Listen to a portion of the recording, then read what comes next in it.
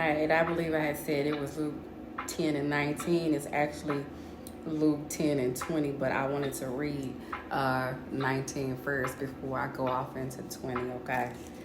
So it says, listen carefully. I have given you authority that you now possess to tread on serpents and scorpions and the ability to exercise authority over all the power of the enemy, Satan, and nothing will in any way harm you.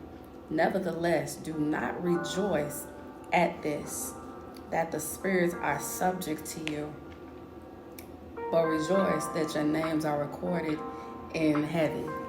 And I went there because, basically, in a nutshell, when I said Joseph was anointed to be the sacrifice, blessed God, that, that Joseph was anointed to be the sacrifice, Joseph was anointed in the manner that he didn't hold a grudge.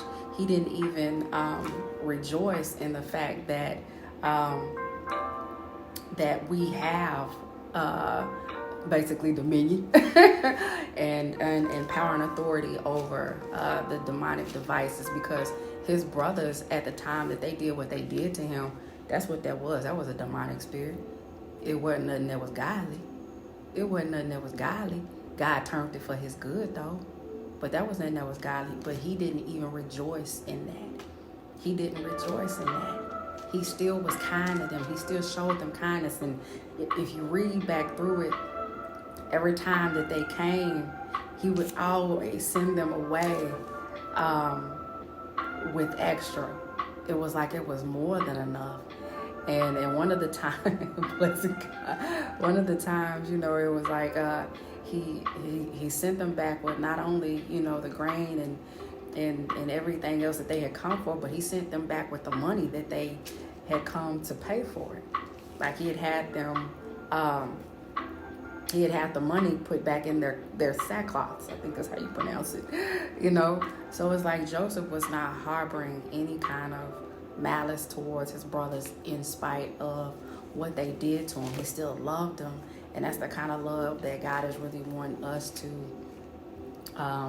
carry with us, because the thing is, we know the vengeance is God's, but he doesn't need us trying to manipulate excuse me, he doesn't need us trying to manipulate anything to get anybody to act a certain way, to get anybody to be kind to us, to get anybody to,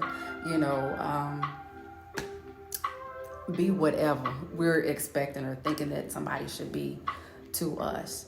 It's according to his will and his time.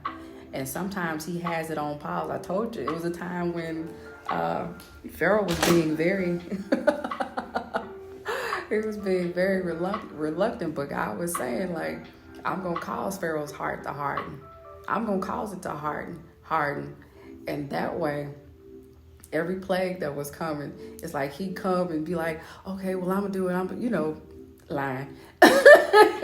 And he never would let the people go. And I forgot how many plagues it ended up being, but it was down to a certain point that he finally did. But every time that he did not, God had already said, I'm going to cause his heart to harden, So he knows what's going to happen before it's time. But everything that he allows to happen to us, his children, is always going to be turned for our good if we stay in our place. But it's always going to be turned for our good and for his glory. Nobody can steal his glory. Nobody is going to steal his glory. Nobody. So we have to, so you have to understand that even in the midst of things that are challenging, in the midst of things that hurt, in the midst of things that make us want to kind of go like,